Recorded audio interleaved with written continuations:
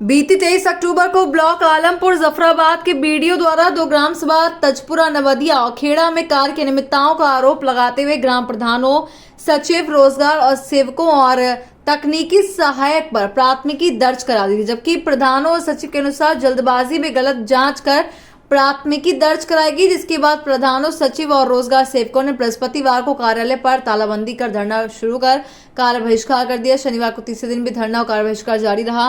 धरना स्थल ब्लॉक परिसर पहुंचे बिथरी विधायक राघवेंद्र शर्मा को धरना कर रहे प्रधानों ने मुख्यमंत्री को संबोधित ज्ञापन सौंपकर कहा, दर्ज एफआईआर वापस नहीं होगी तो सामूहिक रूप से ब्लॉक के सभी प्रधान इस्तीफा दे देंगे। वहीं विधायक डॉक्टर राघवेंद्र शर्मा ने मीडिया से बात करते हुए कहा कि डीएम से मेरे से बात हुई है, उन्होंने दोबारा जांच के आदेश दिए।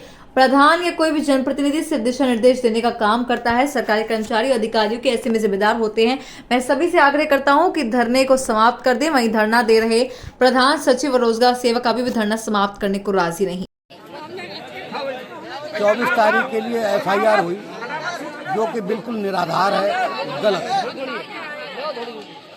8 लोगों के खिलाफ ये एफआईआर हुई है। हमारे 2 प्रधान साथियों के खिलाफ भी एफआईआर हुई है, जो कि बिल्कुल निराधार है। इस एफआईआर को निरस्त होना चाहिए, यही हमारा कहना है। और 1 सप्ताह के अंदर यदि ये एफआईआर निरस्त नहीं होती है तो पहली तारीख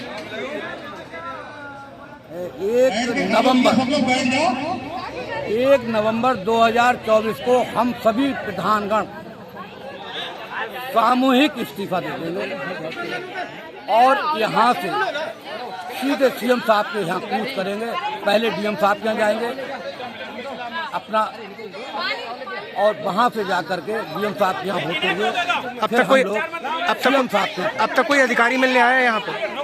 अभी तक कोई भी अधिकारी जो है मिलने यहाँ पर नहीं आए हैं। ज्ञापन लेते रहते हैं, चले जाते हैं, कोई भी रिस्पॉन्स नहीं है। इसमें इस्तीफा दे देंगे, क्या कहना चाहेंगे? देखिए, अभी आपके सामने मेरी बात, माननीय डीएम साहब ने दोबारा से जांच के आदेश दे दिए हैं, नई टीम बना दी गई है।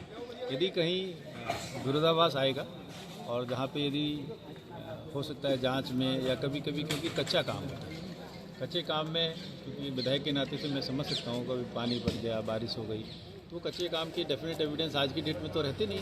वो जांच के आधार पर हो सकता है कि भाई जिसमें जहाँ काम हुआ है, जिन लोगों के जो वर्कर्स होते हैं उनके अकाउंट में पैसे गए होंगे, उन्हीं से तो पता चलेगा। क्योंकि कच्चे काम का कोई पक्का सबूत नहीं होता, इसीलिए उसको कच्चा काम कहा जाता है। जैसे समतलीकरण है, कहीं पे मिट्टी डालनी है, तो पानी की स्थिति, बारिश हुई तो वो उसकी स्थितियाँ ख़राब हो जाती हैं। कभी कभी मालूम पड़ा उसमें घास हो गई, तो जो लोग देखने जाएंगे 2 महीने बाद, 3 महीने बाद, वो तो कहेंगे कि काम हुआ ही नहीं है, लेकिन सच में काम हुआ होता है। जैसे कि भी आप कह रहे थे कि प्रधान लोग जनप्रतिनिधि होते हैं, उनका कोई काम देखने का काम होता है। देखिए, जो भी जनप्रतिनिधि होता है उसका काम दिशा निर्देशन का, निश्चित ही जो कार्य होता है वो सरकार ही कराती है कहीं पे भी, और सरकारी जो हमारे कर्मचारी होते हैं मूल रूप से वही जिम्मेदार होते हैं, क्योंकि उनकी बिना जिम्मेदारी के कोई पैसा निकल नहीं सकता। सरकारी कोई प्रधान कोई नौकरी तो करता नहीं, प्रधान इलेक्टेड है, तो उसको जो मूल जिम्मेदारी किसी भी कार्य में होती है वो सरकारी जो एम्प्लॉय होता है, जो उसके लिए जिम्मेदार होता है, उसी को। ऐसा है कि आपको पता होगा, हमने पहले भी यहाँ 3 दिन पहले एक एफआईआर होती है आदरणीय वीडियो साहब के द्वारा नरेगा की, जिसमें 1.5 साल पहले काम कराया गया। सारा एस्टीमेट, एमबी और सारी बाकायदा फ़ोटो भी हमारे पास हैं। जिन नरेगा में काम करने वाले मजदूर हैं, नरेगा मजदूर, उनकी मजदूरी उनके खाते में पहुँची, वो लोगों के फ़ोटो हैं।